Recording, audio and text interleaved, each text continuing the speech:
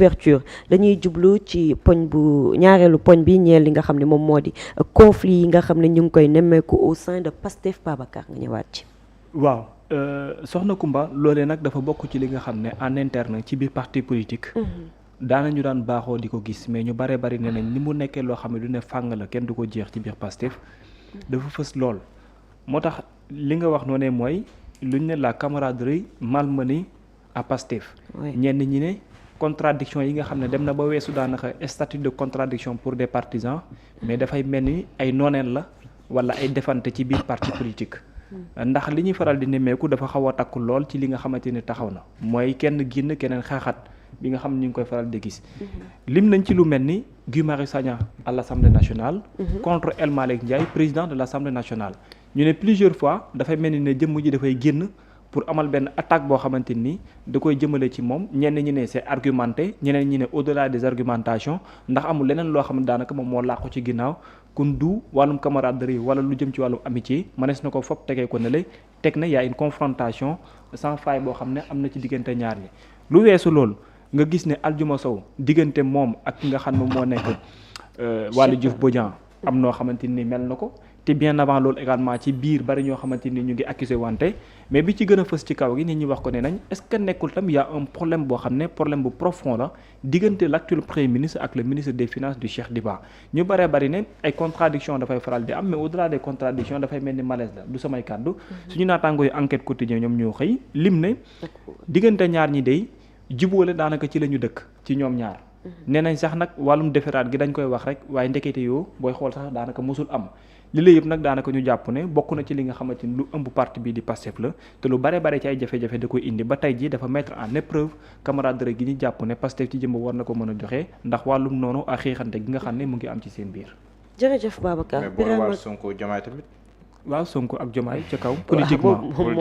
mooy collu bi mooy ci kaw moo jiitu lépp. Birama Camara ñu ñëwaat ci li nga xam ne moom moo di camaraderie bi ngay xam ne dañ fa nekk ci biir Pastef dañ ko mettre à l'épreuve par rapport ak li nga xam ne ñu ngi koy gis ci ñàkk déggoo ci ay kàddu ci seen biir. waaw ci li Babacar wax léegi déglu naa ko. mais il faudrait juste signaler. que ni camaraderie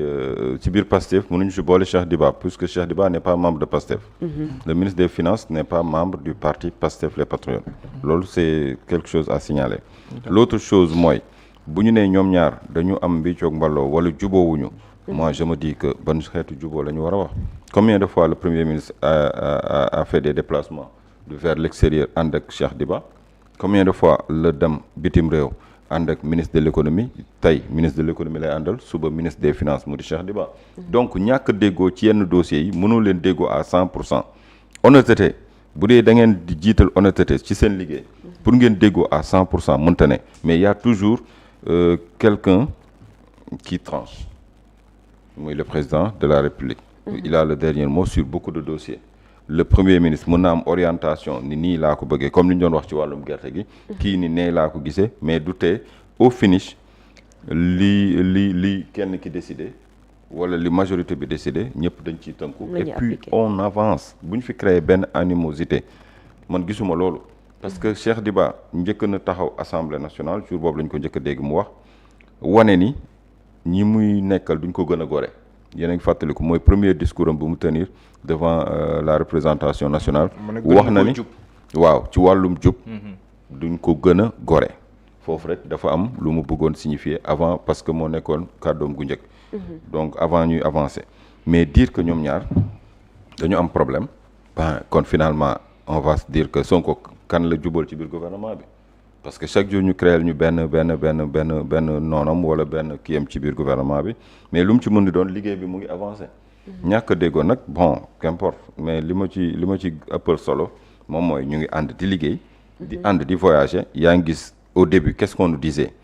que affaire u dette cachée bi Cheikh Diba mosu cee d'accord bañ na ko ba conférence de presse bi ñuy njëkk amal pour dévoiler la situation économique du pays Cheikh Diba a refusé de se présenter. de participer à ces déclarations parce que y avait le ministre de l'économie, il y avait le ministre de la justice, il y avait le ministre de l'enseignement supérieur d'alors, je trouvais même pas sa place ce jour-là, il n'a pas pris la parole, il y avait le premier ministre, y avait aussi le secrétaire général du gouvernement bi fi nekkoon. Alamine Lo ñoom ñoo toogoon ci table bi ñu Cheikh Diba dafa refuser catégoriquement nee na sax bu ñu waxee wax ji day démissionner. Cheikh Diba ndekete il était en déplacement. aux États-Unis après génn na ni leen rien à voir dama nekkoon juste en déplacement mu dellu si waat reprendre les mêmes propos sur la situation économique du pays. Donc pourquoi ñu bëgg ñu créer ay mbiicoog mballoo ci ñi nga xamante ni fi ñu toll nii ñoom ñoo yor réew mi man gisuma ko man daal bu dee lu visible loo xamante ni daf ni fàng ni daaj suñ ma ci laajee gis naa ko mënuma détourner les yeux mais loo xamante ni gisuma benn misaal mënuma ci toog di ci épanché wu parce que di ci épanché wu day mel ni sax yaa ngi dëggal yenn kàddu yi am na amul je suis pas dans le secret des dieux mais li fës ba ñëpp gis ko ci loolu laa mën a taxaw def ci ab seetlu te je pense que bu dee nag ci wàllum biir parti moom nee naa la wàllum politique ñaari combat la da ngay xeex ak ñi féete ci geneen wàllu ci kujje gi wala ci nguur gi ça dépend yow sa position actuelle mais bu xeex boobu weesoo yow boo dès l'instant nga accéder ce pouvoir sa xeex ñaari parti lay doon da ngay xeex ak l'opposition mais da ngay xeex aussi pour sa existence ci biir parti bi kenn ku ci mel ni Guy Marius Sagna man son comportement daf ma yàgg intrigué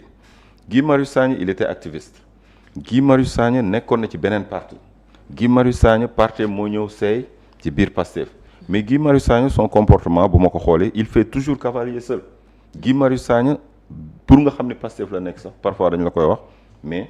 comportement am yëpp démarche am yëpp c'est parallèle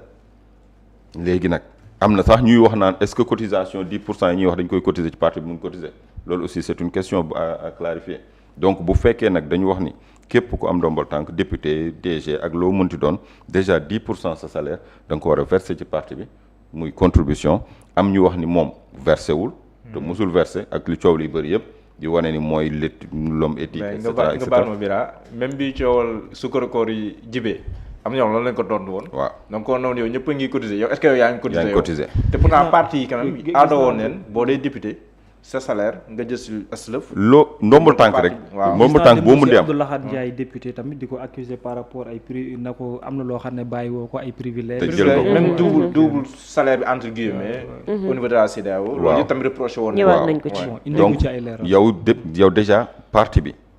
du yow yaay ki fa njëkk mais seetlu nañ ni vraiment du ma la part du lion mais joxal nañ la fa cër bu mag a mag.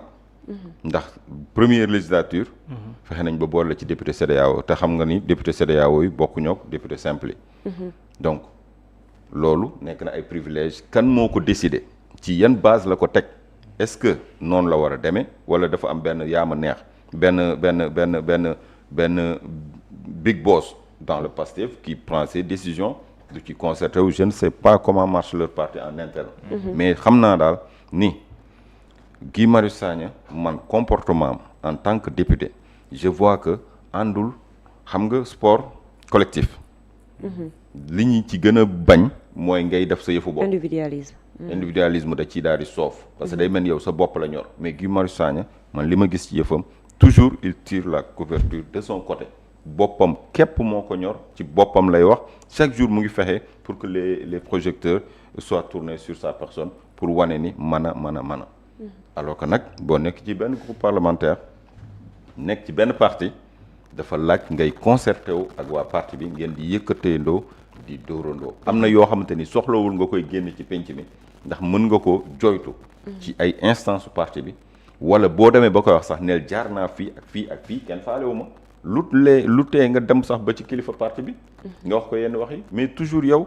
bon en singleton tu fais tes affaires seul tu parles pour sa personne bu la neexee d'ailleurs il parle pas chaque fois sax day gën a montrer casquette activiste bi mais yooyu nag au finish est-ce que tamit loolu la ñuy soxla woon ci un militant discipliné reste à savoir mais daal xeexu biir parti moom loolu mook politique ñoo ànd ndax échéance yi nga daan dégg ñu naan la y a des primaires pour ceci pour cela parce que démocratie bu amee ci biir parti rek ay xëccoo day am ci biir parti bi ci lépp lu ñuy décider da ngeen di jongante ci biir parti bi ba pare dossiers yi dem ci table ki war a décider en dernier ressort kooku door a décider wala ñu war a décider en dernier ressort donc nga war a xam ni kon y a une compétition en interne laataa nag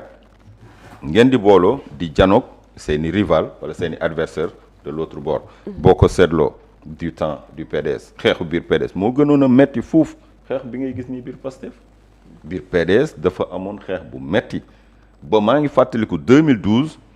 élection présidentielle 2012 bi muy waaj a ñëw ñu bëri dañu woon PDS day perte ndax seen division interne il a fallu même que ñi gënoon a wuute gis-gis gënoon a nekk ay noon entre guillemets dañ leen a boole sax mel ni dañ leen a condamné à cheminer ensemble sinon ñu daan leen maa ngi fàttali ko Aliou Sow mi nekkoon Kaffrine ak Babacar Gaye mais ñëpp xam nañu neexoowuñu loolu kenn du ko expliquer kenn pourtant dem nañ ba benn moment mais dañ leen wax nañu dem Kaffrine ànd booloo liggéey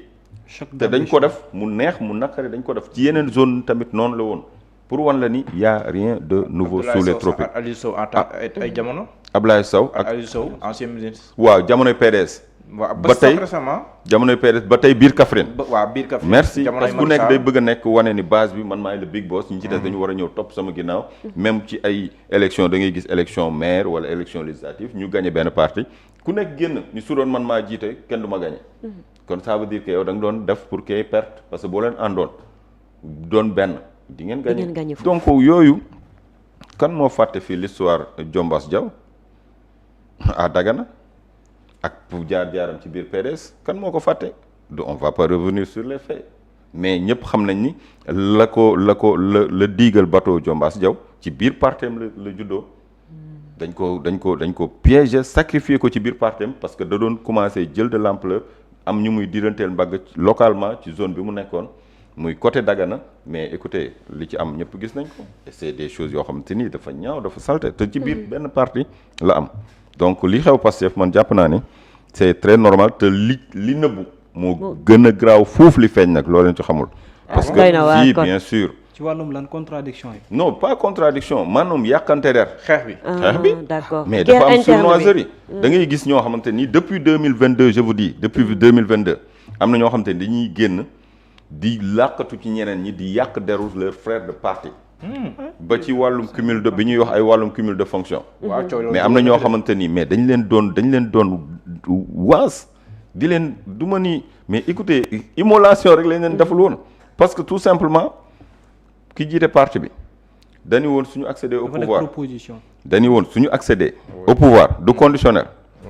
suñu accéder au pouvoir dinañ dugal projet de loi buy tere cumul de fonction te daf ko signifier cumul de fonction yi du woon lépp de cumul yi dañ ko waxoon ci yenn yi mooy ministre ak maire parce que foofu lañu gisoon conflit d'intérêt mais non pas député maire non pas député maire parce que ministre maire yow yaa nekk ci biir gouvernement bi nekk maire si sa gox di jël investissement gouvernement war ci teg équité dem di ko féetali sa boor muy ay projet nga bëgg ko brandir ëllëg mu nekk sa projet maire yi alors que ci projet gouvernement bi ngay tirer mais Idrissa Seck bi mu nekkee premier ministre à Thiès lan dafa xeex ba Thiès 44 premier chantier indépendance mu fexe ba mu ñëw Thiès ah mais parce que lan moo ko may parce que il était premier ministre mu fexe ca séddale bi mu jël kii bu njëkk bi te xam ni amaana sax du yegg te gis nga après Thiès Fatick amul sax li Thiès am après fa la mbir mayam donc yooyu ay mbir la parce que il était maire de Thiès vous comprenez yooyu lañ doon wax léegi bi Ousmane Sonko waxee loolu bind ko yow bu ma nekkee bu ñuy accéder au pouvoir accéder wu leen au pouvoir projet de loi dugul kenn voté wu ko ngeen ni nag la mu diggee woon dañ koy appliquer par la force mooy 2022 am na ñoo xam te ne nekk nañ maire législative nekk nañ tête de liste gagné nañu ak fi ñuy jaar ak liñ ci daj yëpp ba gagné ñenn ñi taxaw na le de l'autre côté peut-être damoon nañu sax ñoom seen gox gagné wuñu mais ñoo wëlbatiku di pousser yenn jeunes yi à ce que ñu wax ni ñee dañu war a démissionner alors que démission yooyu risques yi ci nekkoon jiimuñu ko sax peser ay risques yu mag a mag ñoo ci nekk ñooy nekk si ginnaaw di ruux ay booy mais je vous dis que c'est une réalité te ci biir parti bi lay gën a fëse opposition bi ngay gis ni lu bëri ci ay arguments ñuy langaamu souvent dañ koy déggee ci même camp bi ñi bokk même camp fa la ñuy amee les tuyaux rek jafandu ci alors que am na yoo xamante ni je pense que mën na ñàkk parce que moment boobu noonu ni ñu doon def ay à Cheikh Aliou Bey mais niñ ko doon xase di ko yàqalu ne non moom très très clairement dafa génn ni leen démissionné wu ma point. ñu wax nañ ko lu ne dafa ko. te moment boobu am na dafa amoon ay enjeu politique au niveau de lépp dafa amoon enjeu politique ba ci sax au niveau de la mairie aussi. moom laa la wax lépp dafa amoon enjeu politique bu nu bàyyi woon amaana ki leen di moom laa leen di wax le cas de Thiès. yow Thiès nekk 3 communes est ouest nord ak ville bi muy 4 yooyu yëpp Yewwi Askan Wi ba ñu demee benn la ci Pastef gagné woon muy Thiès nord. waaw Birame Souleye. ville ba sàggan nañ ba jox ko Babacar Diop. sàggan loolu laa mën a wax kat parce que ba xeex bi tam ba ñuy liggéey sur le terrain kenn gisul woon Babacar Diop. non ba ñuy liggéey sur le terrain ñi gënoon a fës sur le terrain di liggéey depuis des années mais gisuñu woon Babacar Diop. Yewwi Askan Wi am ñenn ñi xëy suba ni dama yor mouvement dama yor parti nangam Babacar Diop génn naan waaw sama léget bi Malick Sy lañ ma xaañe woon xanaa dañ ma bàyyi Thiès nangam di wër rajo yi di wër télé yi ba ñu bokk ak ville ba li ñëpp liggéey mu jël raw gàddu gi. mais tamit est y a maître Diagne du ma ni maître Diagne liggéeyul mais est y a maître Diagne. ouest y a le pur noonu lañ ko séddalee. maire yi ñëw ñu naan jiite ñu naan ñii ñooy ñan kenn xamu leen. comprendre nga léegi benn poste bi fa Pastef amoon ñëpp xam ni ñun Pastef ñoom booy Pastef jàpp nañ ni ñoom waa Pastef ñoo xeex bi pendant des années léegi Yewwi Askan Wi moo demee nii lésé nañ leen ñu am benn maire yi waaw léegi ngeen wëlbatikoon ni maire bi da ngay démissionner alors que conseil municipal boobu yéen Pastef ñoo fa gënoon a néew ay 76 def naa conseil ñoo fa nekkoon mais la Pastef amoon est-ce que mat na 30 boole bu ko matee weesuwul léegi ñu ni ko yow da ngay démissionner léegi moom bu démissionné woon conseil municipal bi ñooy décider waaw bu ñu décider kan lay doon da lay leer ni day delluwaat ci loxoy Idrissa Seck wala parti Rewmi parce que ñoom ñoo raatale woon Thiès d'un seul coup vague bi ñëw seppi leen ñoom ñëpp teg na leen à côté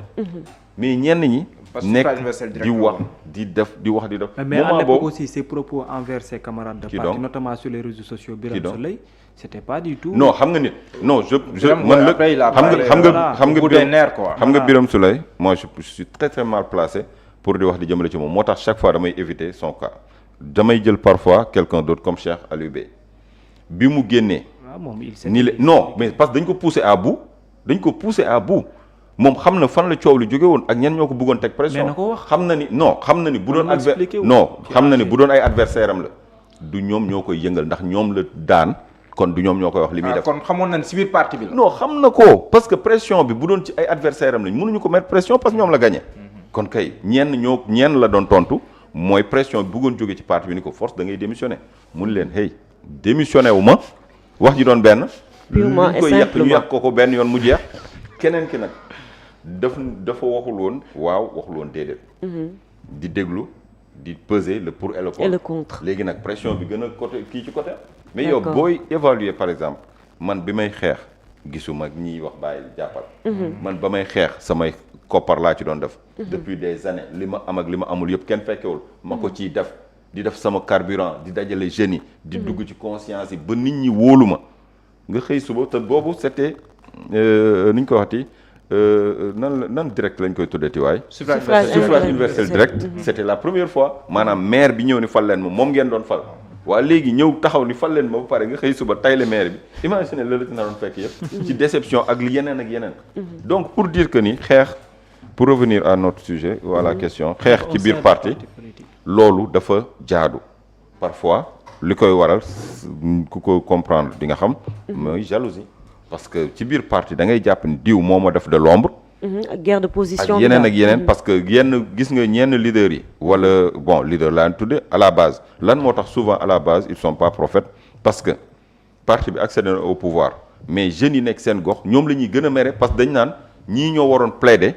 pour ñun ndaw Thiès wala ndaw Kébémer wala ndaw Rufisque ñun ñu am ay position parce que moom mooy suñu avocat moom mooy suñu coordonnateur départemental kon lu ñu amul ci parti bi c'est parce que moom moo yaafus wala moom moo deful la ko war vous comprenez ba nga xamante ni yow finalement yow lépp yow yaa koy dékku lépp yow yaa koy encaisser c'est pas facile en politique jàmbaar du ñëpp ko mën de jërëjëf Birama Camara